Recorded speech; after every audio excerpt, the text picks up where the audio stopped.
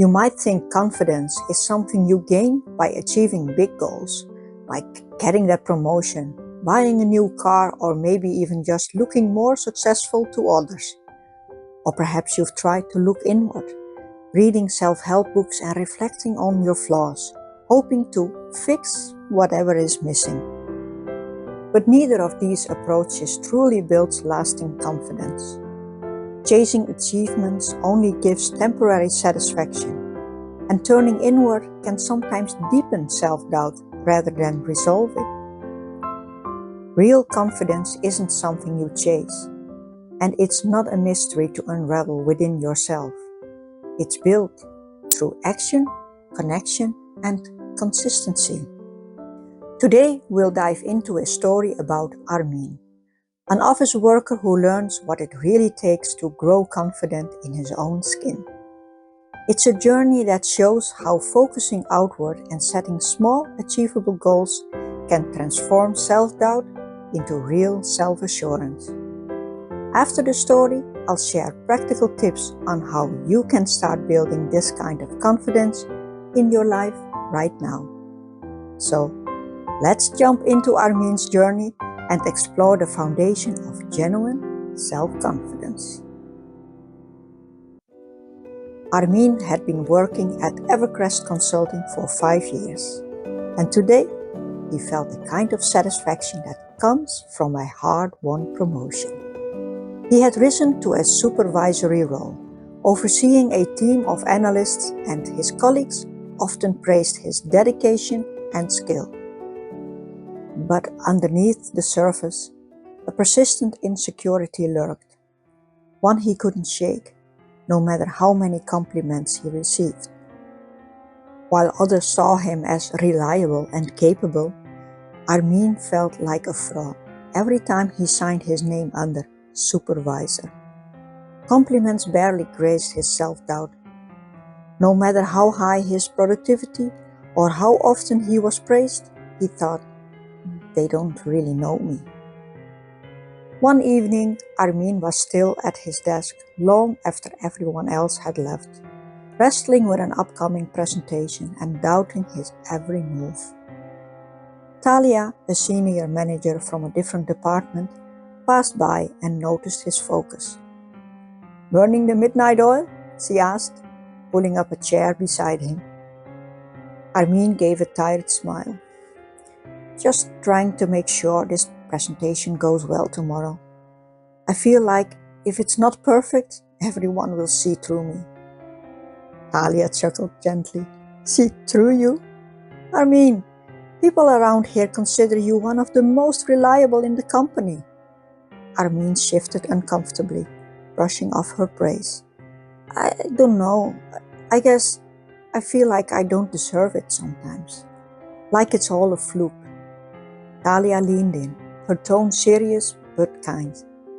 "Most of us feel like that at some point, but a few things helped me when I was in your shoes. First," she said, "celebrate your small victories. Don't brush them off. Actually, recognize what you accomplish, even the little things." Armeen nodded, listening intently. "Second, when people give you feedback, especially compliments, let it sink in. Try to believe what they're saying. They are seeing something in you that maybe you can't see yet." Talia paused thoughtfully, then added, "And lastly, focus on what you do, not the outcome. When you offer advice to someone, don't stress about whether they take it. Just give it freely and let them decide what to do with it. It's about sharing what you know, not controlling what happens after." Her words left a lasting impression, and the following day, Armeen made a conscious effort to apply her advice. He kept a small notebook where he jotted down every small win, from completing tasks on time to receiving positive feedback from his team. He also began to genuinely accept compliments instead of brushing them off. One afternoon, a newer colleague named Jay asked for advice on structuring a report.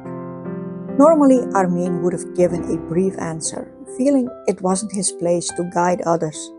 But this time, he took the time to walk Jay through it, explaining key steps. As he did, he reminded himself that his role was to offer support, not to worry about Jay's exact outcome. Jay left with a grateful smile, and Armeen felt something shift. He realized he did have valuable knowledge worth sharing, no strings attached.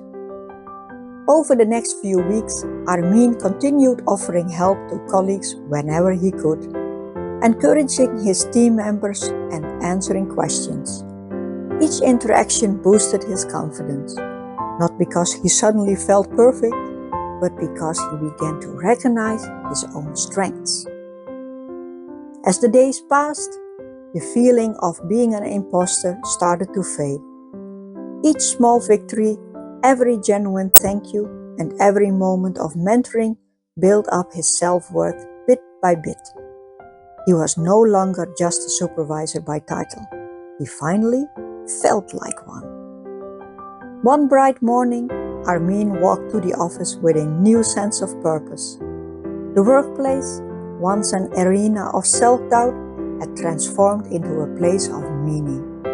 For the first time in his career, Armeen felt truly confident, capable, and ready to face each day not as an imposter, but as a leader. Thanks for joining us on Armeen's journey. This story is a great reminder that confidence isn't about racking up achievements or spending endless hours in self-reflection. True confidence grows when we take meaningful actions, focus outward, and recognize the small successes that add up over time.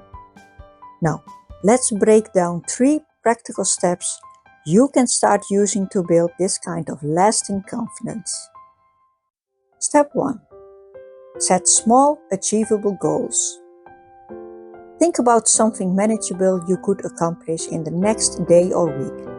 Something that requires some effort but isn't overwhelming. It might be as simple as speaking up once in a meeting, practicing a skill for 20 minutes, or helping a colleague with a task. Each small success builds a foundation of trust in yourself. And when you focus on the action rather than the end result, you'll avoid the pressure of needing things to be perfect. Step 2. Focus on meaningful actions beyond yourself. When we turn our attention to others or a purpose larger than ourselves, we let go of that self-critical voice. Maybe you can offer help to a friend, volunteer in your community, or join a group aligned with your interests. These actions build a strong sense of connection and purpose, helping you see the positive impact you can make, which naturally strengthens your confidence. Step 3. Set goals within your control. It's important to set goals based on actions you can take, not outcomes you cannot control. For instance, you might decide to offer to help someone, but don't make it your goal that they must succeed because of your help. Focus on what you can do, like providing guidance or a listening ear, without tying your self-worth to the results. When you center your goals around what's within your control, you free yourself from worrying about outcomes, focusing instead on consistent, meaningful actions that build confidence.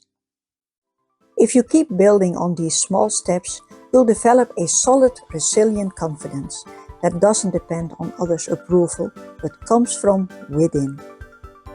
Remember, confidence isn't a destination, but a journey, one that grows with every action you take and every connection you make. I'd love to hear from you. If you have any stories or tips of your own on building confidence, drop them in the comments below. And if you enjoyed this video, give it a thumbs up and consider subscribing for more inspirational stories and practical advice. Thanks again for watching, and remember, you've got this.